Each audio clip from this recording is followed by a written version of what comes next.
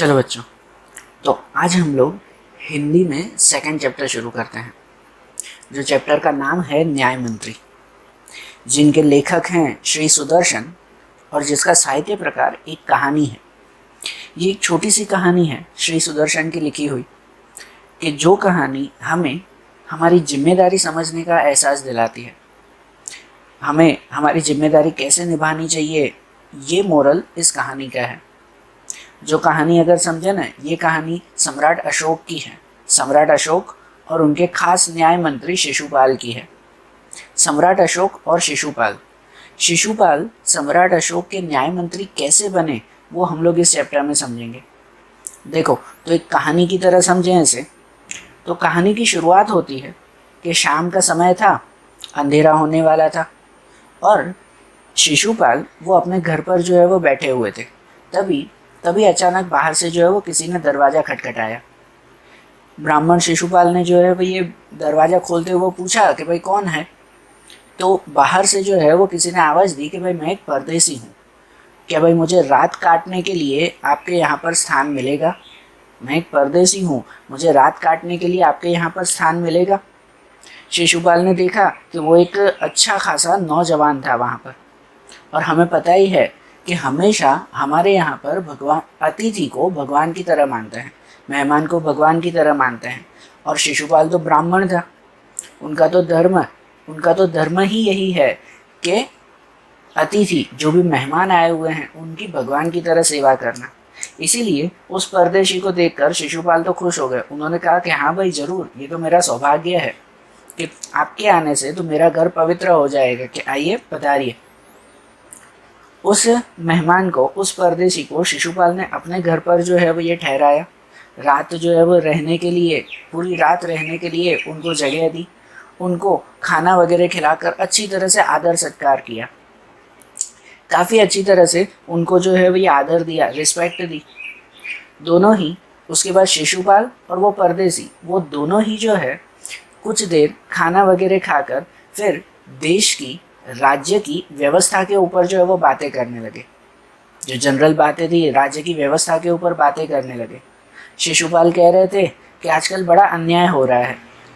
तो इसके सामने वो परदेसी जो है वो बोल रहा था कि भाई तुम जैसे लोगों को, भाई तुम्हें जो है वो सिर्फ दोष निकालना आता है, सिर्फ गलतियां ढूंढने आता है, कि कुछ करके दिखाओ कि अगर गलतियां हैं तो उन गलतियों को तुम जो है वो खुद ठीक करो। तो शिशुपाल भी जो है वो ये झट से बोल उठे कि मैं तो बिल्कुल ठीक करना चाहता हूँ, मुझे तो बस एक अवसर चाहिए, मुझे तो एक मौका चाहिए, मैं तो बिल्कुल ठीक करना चाहता हूँ।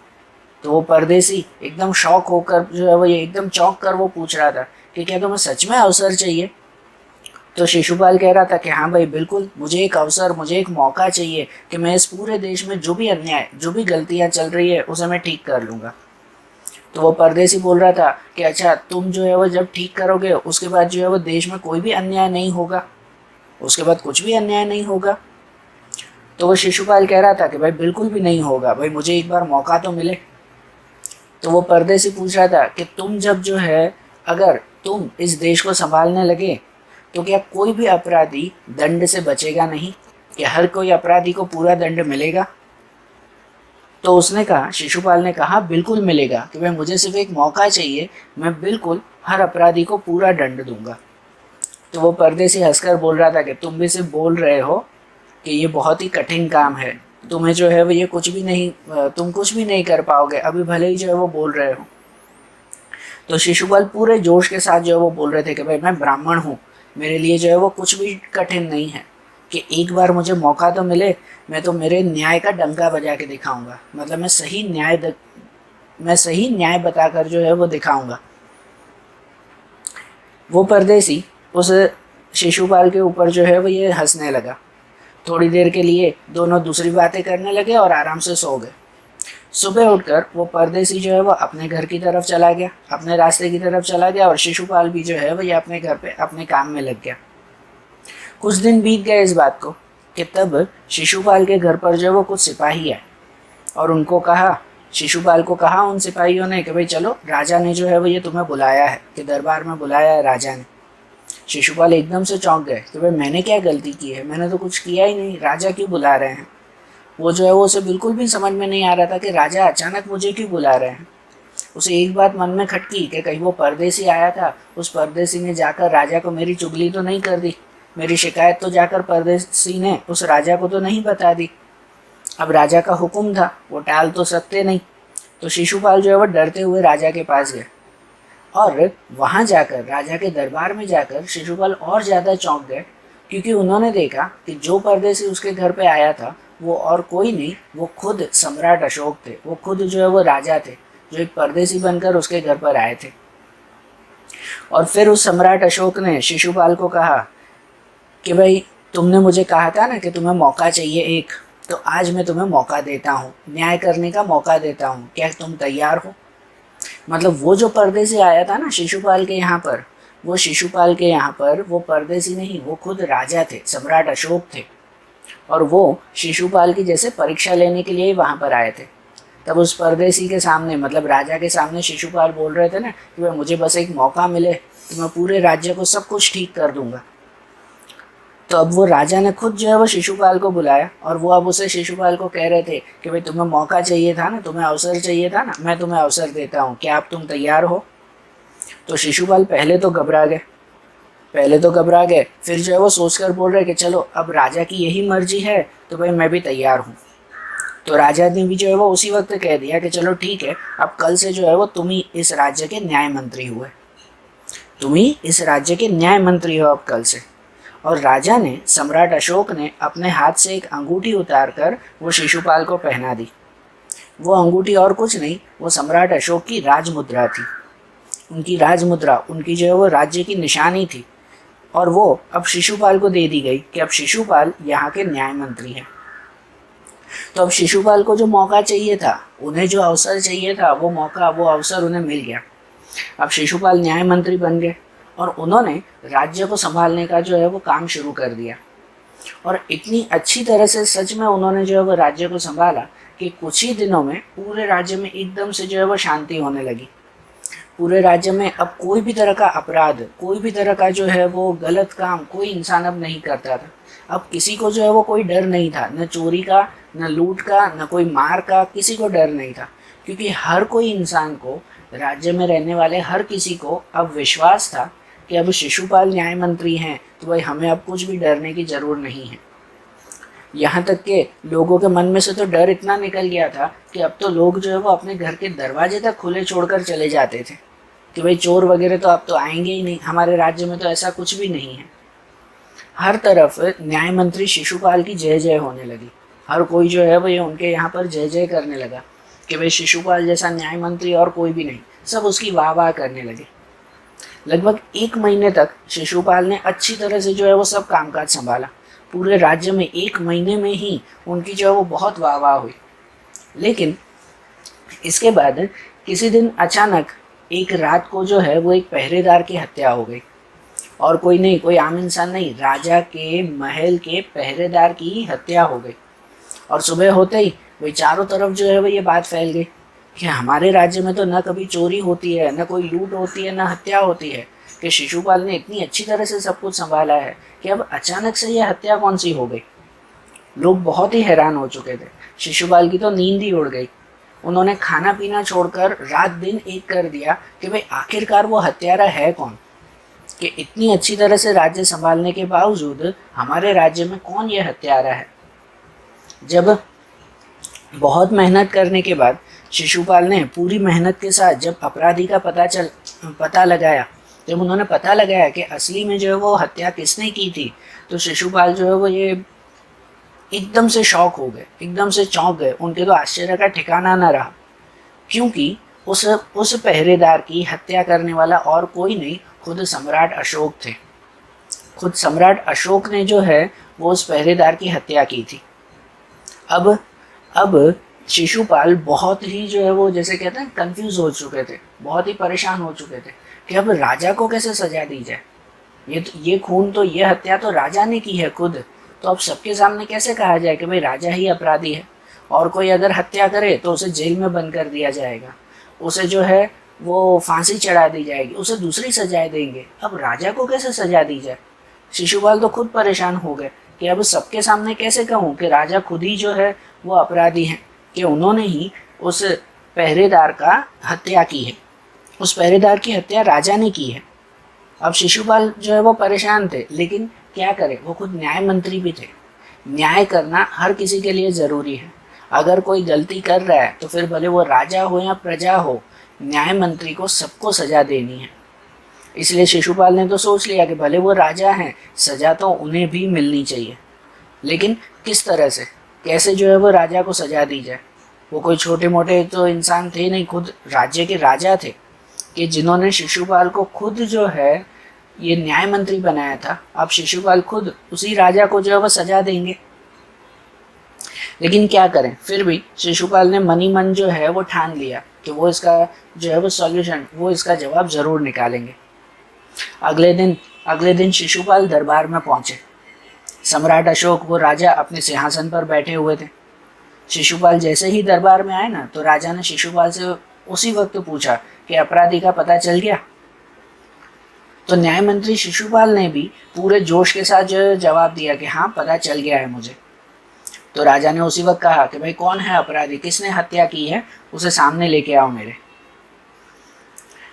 तो न्याय मंत्री शिशुपाल वो कुछ पल के लिए सोच में पड़ गए, कुछ पल के लिए रुके, लेकिन फिर से जो है वो खुद को संभाल कर, खुद में जो है वो जोश लाकर अपने सैनिक को जो है वो उसी वक्त संकेत करते हुए, इशारा करते हुए कहा कि सैनिक जाओ और राजा को जो है वो गिरफ्तार कर लो। मैं आज्ञा देता हूँ कि राजा को गिरफ्तार कर लो। दरबार में जितने भी लोग बैठे हुए थे राजा के दरबार में, सब लोग जो है वो चौंक गए।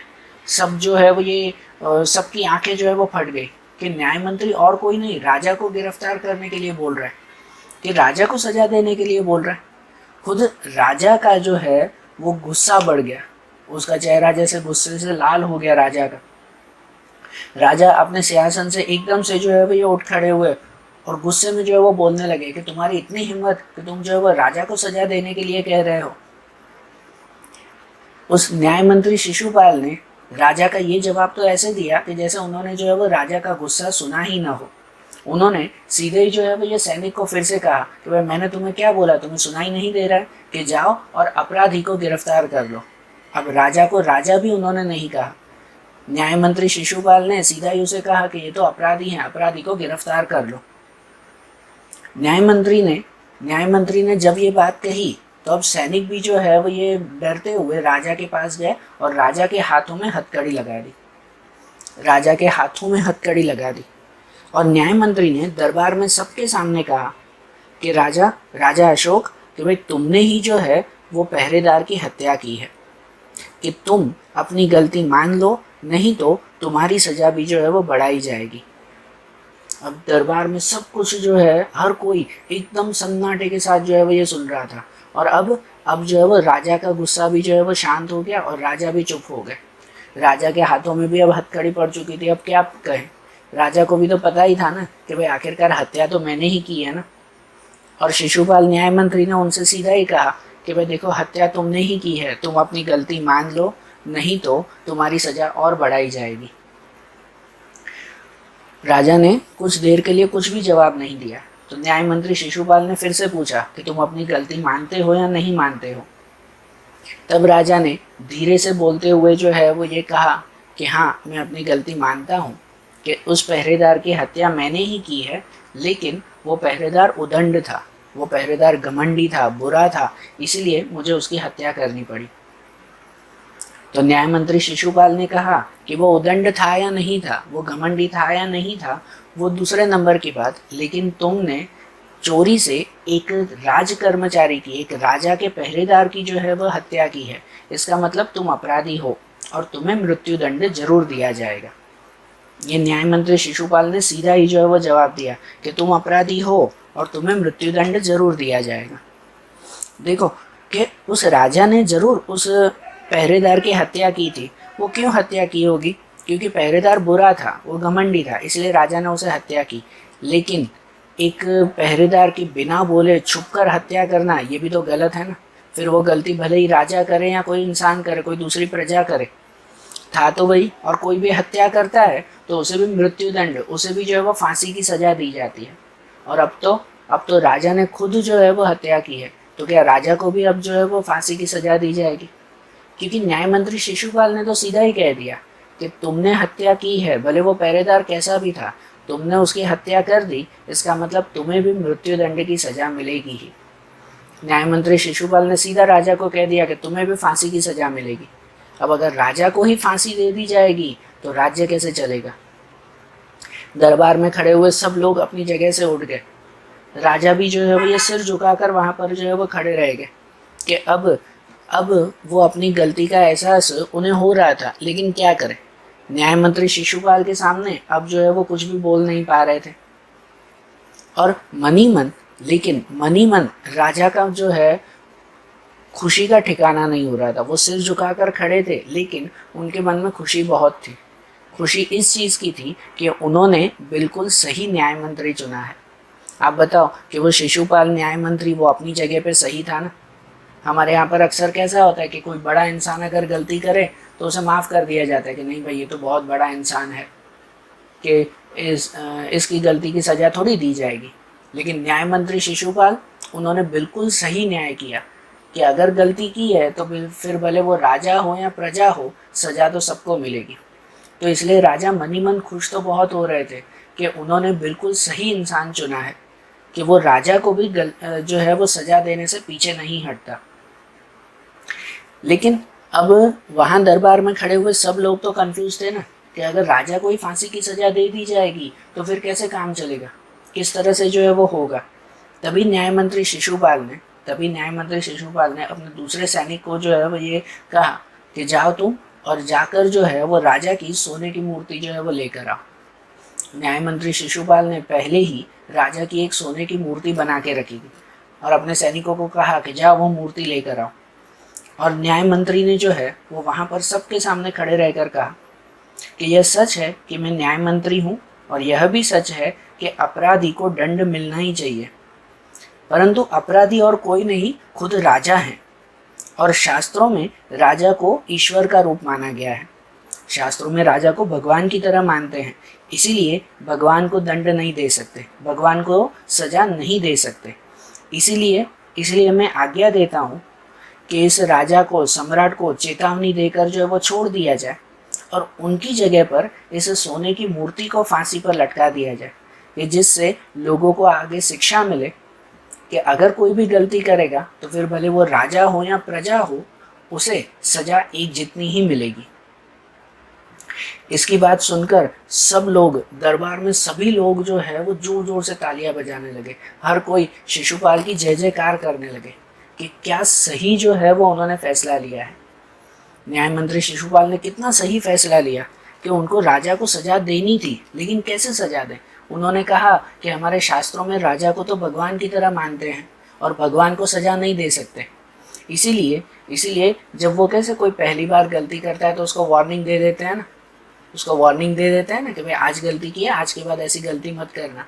तो न्याय मंत्री शिशुपाल ने भी राजा को सीधे वार्निंग दे दी कि तुम्हारी पहली गलती है, इसलिए तुम्हें जो है वो चेतावनी देकर, वार्निंग देकर तुम्हें छोड़ रहा हूँ, लेकिन तुम्हारी जगह सबके सामने इस सोने की मूर्ति को फांसी चढ़ाते हैं, कि जिससे सबको एक एग्जाम्पल मिले कि आज तो सोने की मूर्ति को फांसी चढ़ी है, अगली बार किसी ने गलती की ना तो सही इंसान को ही फांसी चढ़ जाएगी। न्याय मंत्री शिशुपाल ने बहुत ही सही जो है वो निर्णय लिया, बहुत सही उन्होंने फैसला लिया, और हर कोई उनके लिए तालियां बजाने लगे, उनकी जय जयकार करने लगे। लेकिन जब सब कुछ खत्म हुआ, जब सब लोग जो है वो चले गए, हर किसी को एक सीख मिली, वो सब जब चले गए, तब अकेले में शिशुपाल ने जो है वो अपनी राजमुद्रा उतार कर, वो अंगूठी जो राजा ने शिशुपाल को दी थी ना, न्याय मंत्री बनने के लिए जो अंगूठी दी थी, वो अंगूठी शिशुपाल ने उतार कर सम्राट अशोक को वापस दे दी और कहे कि महाराज ये राजमुद्रा आप वापस ले लो, मुझसे अब ये काम नहीं हो पाएगा। शिशुपाल ने कहा कि अब मुझसे काम नहीं हो पाएगा। क्यों नहीं हो पाएगा? क्योंकि शिशुपाल जो है वो मन ही मन डर रहे थे कि कभी अगर राजा को खुद को ही जो है वो सजा देनी पड़े तो वो कैसे सजा देंगे। तो इससे अच्छा वो ऐसी जिम्मेदारी नहीं उठाना चाहते। वो डरे नहीं थे, लेकिन वो अब राजा को फिर से सजा नहीं दे सकते थे। तो उन्होंने राजा को ही जो है वो उनकी राजमुद्रा वापस दे दी, लेकिन राजा ने जो है वो उनकी बात नहीं मानी। राजा ने नहीं मानी। राजा मनी मन खुश हुए और उन्होंने बहुत रिस्पेक्ट के साथ जो वो और बहुत खुशी के साथ उन्होंने न्याय मंत्री शिशुपाल को कहा कि तुमने तो मेरी आंखें खोल दी हैं, कि तुमने आज बहुत सही जो है वो फैसला लिया है, और तुमने जैसा फैसला लिया है ऐसा फैसला अब राज्य में और कोई भी नहीं ले सकता। इसीलिए तुम हमेशा के लिए मेरे न्याय मंत्री बनकर रहोगे और तुम्हारी जगह पर न्याय मंत्री और कोई भी नहीं बन सकता। तुम्हारे जैसा फैसला और कोई भी नहीं ले सकता। इसीलिए ये राजमुद्रा हमेशा तुम्हारे पास रहेगी और तुम ही हमारे न्याय मंत्री बनकर रहोगे। अब राजा की ये बात सुनकर शिशुपाल भी जो है वो वहाँ पर सिर झुकाकर खड़े रह गए। और इतिहास जो है वो ये कहता है कि सम्राट अशोक वो अपने सही न्याय के लिए जो है वो हमेशा जाने जाते हैं। सम्राट अशोक ने हर पल हर जगह हमेशा सही न्याय सही फैसले लिए हैं। और वो सही फैसले क्यों लिए हैं? क्योंकि उनके पीछे ये शिशुपाल का हाथ था। उनके न्याय मंत्री हमेशा, जब तक सम्राट अशोक का जीवन रहा तब तक उनके न्याय मंत्री शिशुपाल बनकर रहे। तो देखो ये चैप्टर जो है वो न्याय मंत्री जो था, जिसमें हमने समझा ना कि जब अगर कोई गलती करे ना तो वो छोटा हो या बड़ा हो, उन्हें उसके हिसाब से सज़ा ज़रूर मिलनी चाहिए। क्योंकि हर किसी को जब कोई काम सौंपा जाता है तो वो काम उसे पूरी जिम्मेदारी के साथ करना है। जैसे न्याय मंत्री शिशुपाल को उसका काम सौंपा गया, तो वो ऐसा नहीं कि दूसरे लोगों को सजा दे और राजा को सजा न दे। ये तो एक तरह का भेदभाव हुआ ना, ये एक तरह की बेईमानी हुई। लेकिन जब जो है वो न्याय मंत्री शिशुपाल ने राजा को भी सजा दी, तब वो सही काम हुआ कि जब काम करते वक्त अपनी जिम्मेदारी पूरी अच्छी तरह से निभानी चाहिए। फिर उसमें भले कोई भी हो, छोटा हो या बड़ा हो, उसमें कोई भी तरह की परवाह करनी चाहिए नहीं। ठीक है, तो आज जैसे हमने ये चैप्टर देखा ना, सेकंड चैप्टर न्याय मंत्री, अब हिंदी का दूसरे चैप्टर्स हम लोग अगले वीडियोस में देखेंगे। Okay, thank you.